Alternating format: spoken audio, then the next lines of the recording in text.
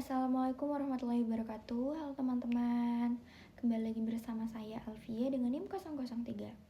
Kali ini adalah terakhir kita pertemuan di Akhlak Tasawuf, yaitu membahas refleksi dari semua pembelajaran Akhlak Tasawuf dari awal sampai sekarang. Jadi, karena refleksi berarti kan apa yang kita dapatkan ya. Nah, bukan kita tapi saya. Nah, itu tuh saya tuh merasa kalau misalnya belajar akhlak tasawuf bersama Bapak itu awalnya tuh jujur saya takut sama Bapak, dan juga saya tuh kayak jadi kayak males berangkat ini kuliah akhlak tasawuf. Lama kelamaan kalau metodenya buat video kayak gini sebenarnya agak berat, tapi saya lebih bisa paham. Nah, setelah buat video materi-materi dari materi ke-6 kan buatnya kan, itu tuh mulai kayak ngerasa kayak apa ya, kok ternyata alat tasawuf itu kayak apa ya, gak mengebosanin itu gitu loh. Malah dapat banyak ilmu baru. Dulu waktu di sekolah saya di MAN kan ada pelajaran akhlak tasawuf. Nah, itu tuh aku nggak suka. Saya nggak suka pelajaran akhlak tasawuf karena menurut saya itu bosan. Jadi tuh saya kayak ke trigger gitu sampai ke kuliah ada materi, ada pelajaran, ada matkul ini apa namanya, akhlak tasawuf. Jadi tuh kayak aduh, akhlak tasawuf kayak gitu, padahal gak ngebosenin itu. Ternyata waktu presentasi awal-awal mungkin emang kayak masih kayak males banget, pasti kalau misalnya kuliah pasti presentasi kayak gitu loh, ngerti gak sih? Jadi tuh kayak nambah bosen sih ini kayak gitu. Ternyata Bapak ini membuat metode perkuliahan kita seperti ini. Jadi kayak buat video emang ribet, memang kadang males buat videonya, kadang males buat rangkumannya, kadang males nyari materi tambahannya.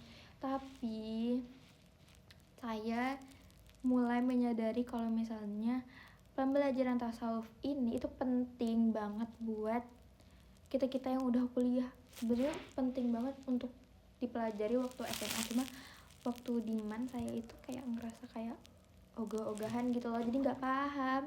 Pas waktu di kuliah ini ternyata gini, ternyata tasawuf itu adalah penyucian jiwa, terus untuk mendekatkan diri, jalan untuk mendekatkan diri kepada Allah.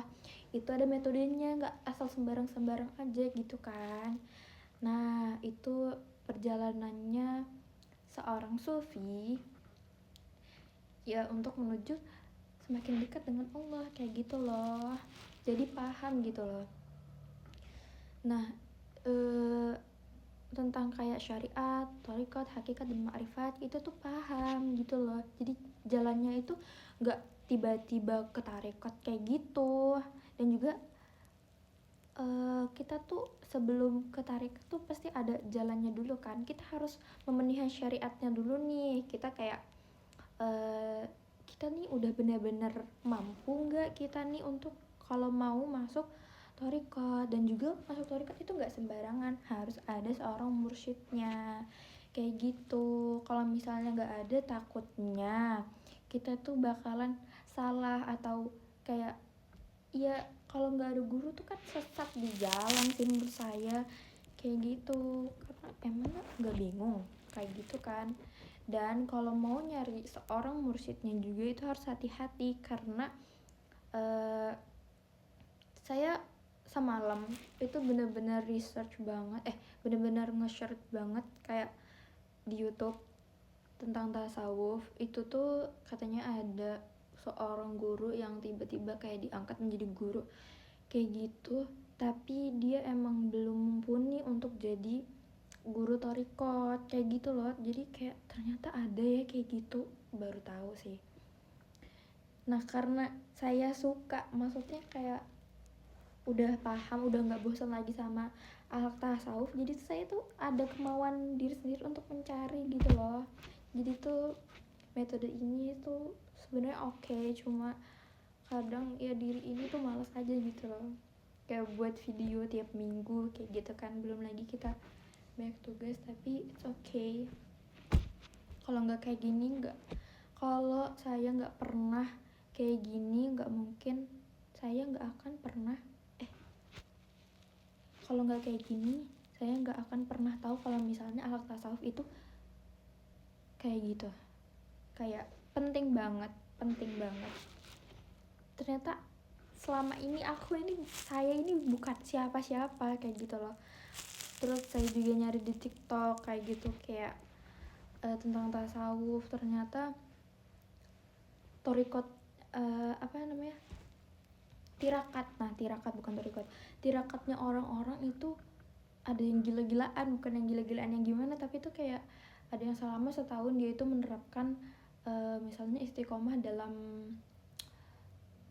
mulai dari tahajud, duha, al-waqiah, terus sunah-sunah ba'diyah qobliyahnya, terus dia puasa puasa Daud kalau nggak salah. Itu tuh benar-benar yang kayak wah ternyata aku bukan apa-apa ini kayak gitu. Terus juga sholawat Fatih, sholawat Nabi Yunus, sholawat Jibril, terus apa lagi ya, itu tuh bener-bener tirakatnya orang tuh mantep.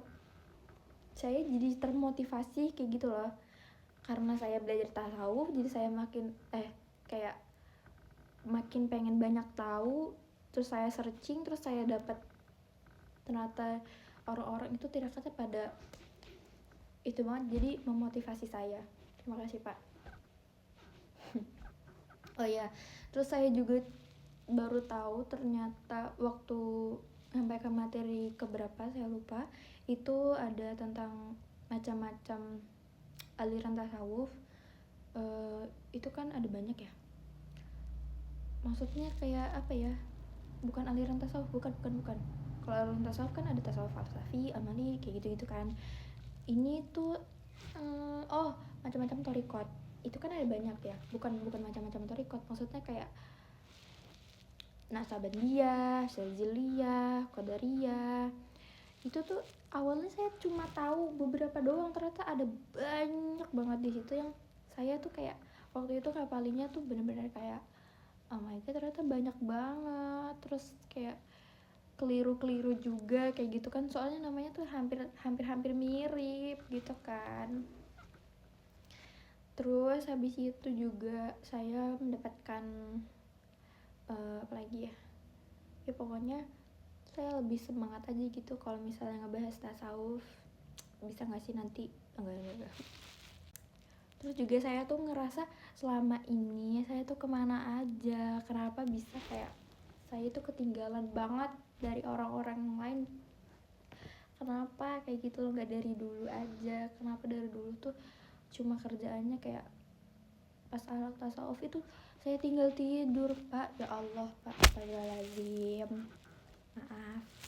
Sekarang kan udah sadar, jadi ya mau memperbaiki diri aja mulai sekarang, mulai kemarin juga. Bismillah, doain ya Pak, saya mohon doa restu dan barokah ilmunya. Terima kasih untuk selama 1 semester ini mengajarkan kita akhlak tasawuf dengan metode yang beda dari dosen-dosen lain. Terima kasih banyak Pak. Mungkin sekian dari saya, kurang lebihnya mohon dimaafkan. Wassalamualaikum warahmatullahi wabarakatuh.